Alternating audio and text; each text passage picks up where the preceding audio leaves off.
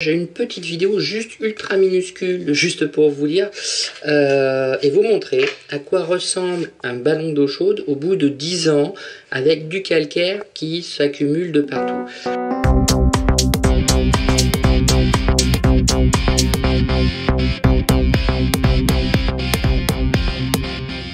Alors, démonter ou vider le ballon d'eau chaude, c'est pas quelque chose de compliqué, hein, il suffit juste d'arrêter l'arrivée d'eau au niveau du groupe de sécurité. C'est de la bestiole qui est comme ça, que j'avais déjà changé dans une première vidéo que vous pouvez voir.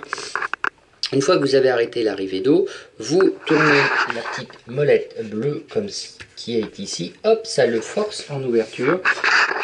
Et à ce moment-là, votre ballon d'eau chaude va commencer à se vider. Ne pas oublier d'ouvrir un robinet, puisqu'il faut quand même que l'air rentre, sinon il ne se videra pas. Surveillez quand même régulièrement, sinon ça déborde, ce qui est arrivé dans mon cas. Voilà. Donc de temps en temps, voilà, faut toujours être à peu près à côté. Moi, ça a mis à peu près 1h30, bien grosse l'heure et demie, pour se vider. C'est un 300 litres. Donc c'est 300 litres d'eau chaude perdue, mais c'est important, je vous montre tout de suite à quoi ressemble la résistance. On est d'accord, hein, c'est pas censé être blanc comme ça, hein. Ce que vous voyez là, tout ça, c'est le calcaire. Regardez, il y en a plein. Donc il va falloir que j'aille la gratter, nettoyer. Je vais pas tout enlever, parce que je pourrais pas tout enlever, mais je vais faire un maximum mon possible pour nettoyer tout ça. Le plus impressionnant, c'est à l'intérieur, donc vous allez visiter l'intérieur d'un chauffe-eau. Tout ce qui est blanc, bah, c'est du calcaire. Fort heureusement, c'est au fond, il n'y en a pas sur les parois, ça accroche pas aux parois, donc ça va. Par contre, là, effectivement, ça bouche l'arrivée d'eau froide et les particules, en montant au fur et à mesure vers l'arrivée d'eau chaude, le départ d'eau chaude, bah, finissent par tout simplement empêcher une bonne circulation de l'eau dans le ballon.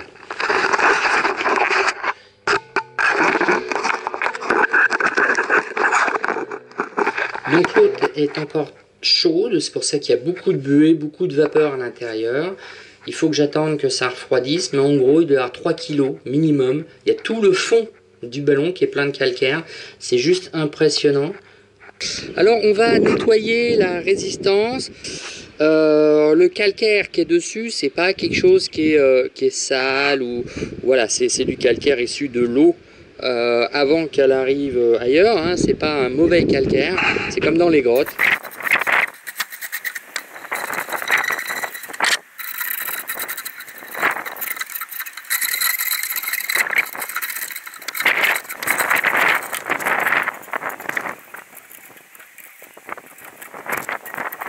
Voilà, on fait le tour de l'ensemble résistance. Alors rapidement, ici là, c'est le doigt de gant. C'est un tube dans lequel s'insère le thermomètre en gros, le thermostat. Donc là on a les 3 résistances et ici on a ce qu'on appelle la cathode, si je me trompe pas, ou l'anode, enfin bref. Ça sert à quoi? Ben, c'est raccordé à la terre en fait. C'est raccordé à la terre et c'est ce qui va permettre d'éviter que ça soit votre ballon ou autre chose, ou la résistance qui se fasse becter par le courant d'électrolyse qui va se produire entre l'élément chauffant et l'eau et la terre et les changements de type de métaux, etc.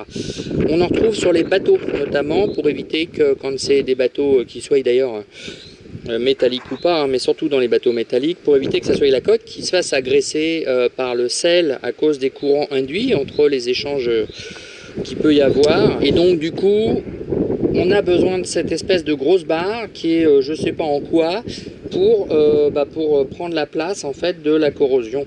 Donc là elle est encore énorme, hein, il y a encore de quoi faire.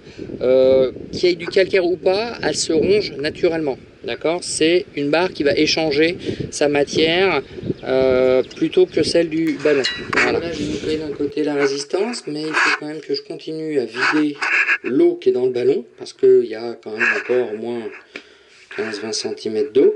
Pour ce faire, je vais utiliser une micro-pompe d'aquarium. En fait, de base, c'est une pompe qui était destinée aux chats. vous savez, pour l'alimentation en eau du chat. Je vais raccorder un tuyau avec un ensemble, voilà, pour rejeter ça à l'extérieur directement. Donc, je vais utiliser un truc de genre parce que ma main passe mais pas partout, donc je vais pouvoir racler et faire ça à la main. Voilà, ça fait une demi-heure que j'enlève le calcaire de l'intérieur en pompant, en alternant avec le petit pompage parce qu'il y a encore de l'eau dans le fond. Hein. Globalement, voilà ce que j'ai retiré. Donc la moitié du seau, il doit y avoir quelques kilos là déjà.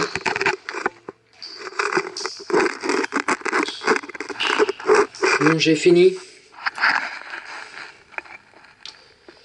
Il y a beaucoup de calcaire. Hein.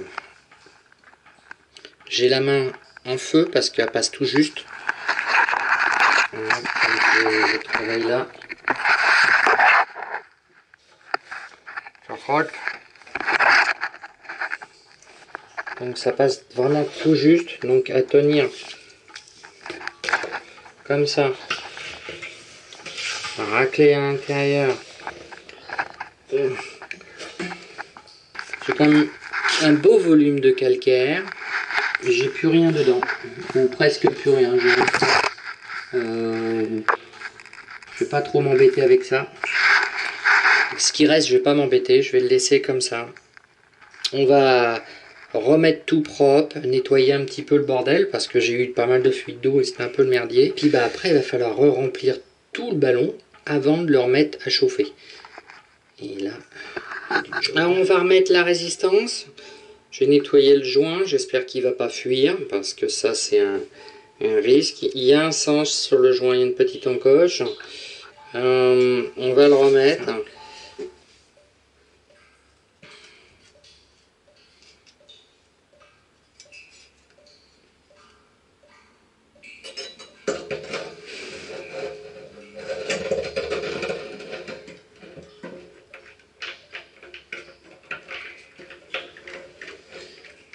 Bah maintenant on va remplir et surveiller bien sûr qu'il n'y ait absolument pas d'eau qui coule de là. Pour ça, bah pareil, petite astuce, petit sopalin qui va bien. Et avant toute chose, pour éviter tout problème, parce que si j'ai besoin de le revider, remettre bien sûr l'évacuation d'eau.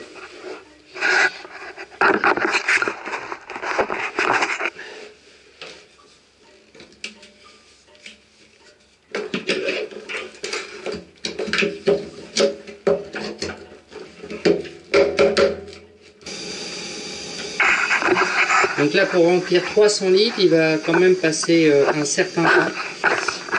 Donc je vais commencer en attendant à ranger mes outils. Voilà, il y a un équilibre entre l'arrivée d'eau et la pression. Le reste étant en air. Ça me permet de regarder.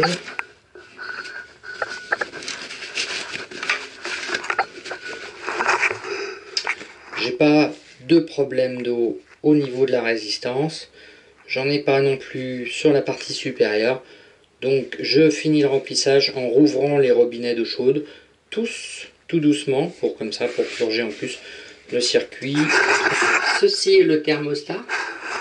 La grande tige rentre dans un doigt de gant, donc du coup elle n'est pas en contact direct avec l'eau. Normalement vous l'avez démonté, donc on sait comment le remettre. Hein. Hop, je refixe. Donc j'avais pas démonté le câblage de la résistance, il n'y a a priori aucun intérêt à le faire, hein, puisque ça marchait bien. On a juste, moi j'ai juste vérifié que il n'y ait pas de fil débranché. Là ensuite, on remet la terre, parce que la terre c'est important sur un chauffe-eau. Hein. Alors, par contre c'est toujours très chiant de remettre.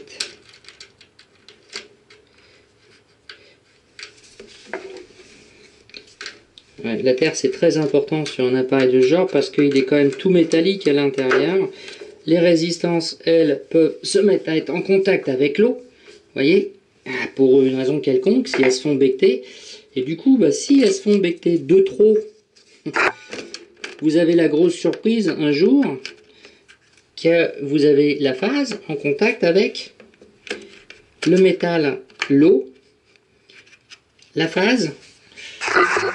Mais bien que quand elle est comme ça, elle n'est pas extrêmement conductrice, globalement elle l'est quand même, et ça va forcément chercher à reboucler. Si vous n'avez pas la terre là, vous avez de la terre au niveau des tuyaux peut-être. Si c'est pas le cas, parce qu'on a tous des tuyaux en plastique maintenant, quasiment, donc il n'y a plus de mise à la terre dans la continuité, la terre, l'électricité va remonter jusqu'à un point de sortie. Souvent, c'est quand vous ouvrez le robinet. On remet le cache, et à l'intérieur d'ailleurs, dans la plupart du temps, on a le câblage si vous avez un doute. Voilà, c'est remonté. Un petit coup de fourre. Ça permet de s'assurer que l'eau coule bien, qu'elle arrive bien. Maintenant, il n'y a plus qu'à remettre le jus, puis attendre quelques heures que tout réchauffe, en surveillant toujours qu'il n'y ait pas une fuite d'eau qui apparaisse le long du câble, notamment. En général, on est vite averti, mais normalement, ça devrait faire. Voilà. Voilà, il est temps de peser, de faire la pesée de ce que j'ai enlevé. J'ai pris ma balance, pèse personne. On va essayer de l'activer, voilà. Et on va voir ce que ça donne. Oh la vache! Bon, il y a 8 kg d'eau, c'est pas le seau, on va dire 200 grammes de seau, c'est pas le plus grave. Mais c'est calcaire mouillé, donc on va aller 5 kg de calcaire sec peut-être. Enfin en tout cas, voilà, j'ai enlevé 8 kg de bazar. Au bout de 10 ans, c'est pas débile, ça reste correct.